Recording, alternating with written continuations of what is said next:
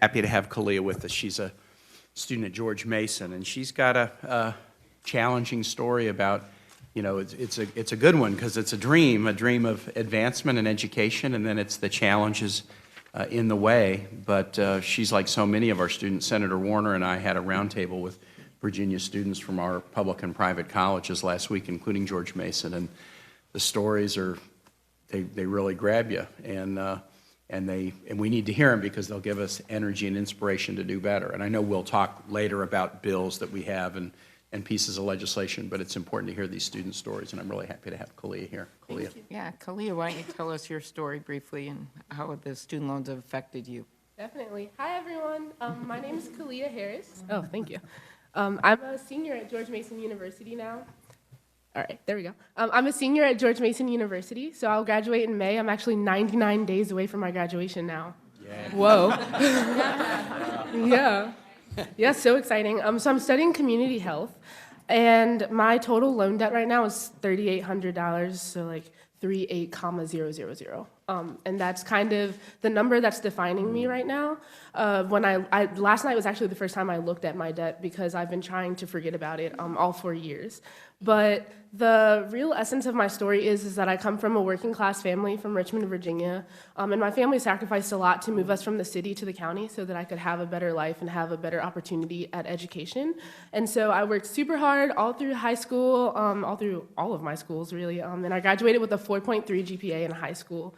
Got into George Mason, came here, it's my home, and I have made George Mason, I've created a legacy there. We can talk about that a little later, but I've always gotten all of my federal loans, unsubsidized, subsidized, all of those languages that I don't really understand, but I signed up for it anyways because I had to. And I've gotten the Pell Grant every year except this year because my family was $250 over the amount that is like recommended for the Pell Grant.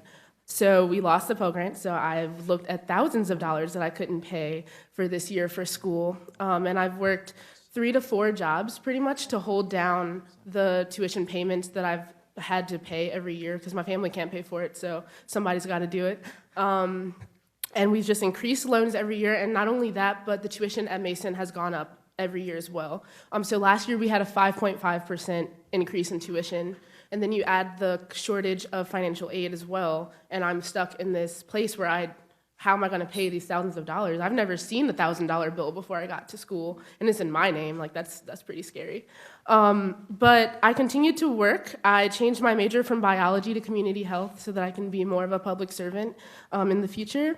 And we created this fund called Stay Mason. So last semester, was it maybe a year ago, spring semester, I was unable to pay. I had like $2,000 that I was not going to be able to pay to register for my classes. So at George Mason, if you can't pay your bill, you can't register for your next semester. So I actually called this game, how do I pay my bill before it's too late to register for classes?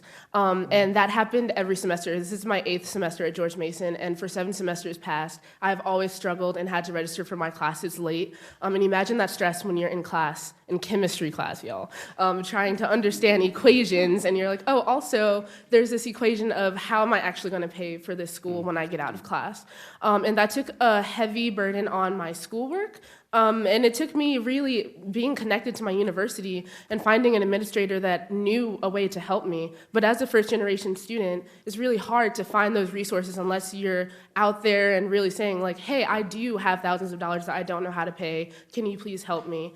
And so we worked together to create a $1 million fund that we call Stay Mason. So students like myself who are in my position are able to apply for this fund, and there's a tuition relief.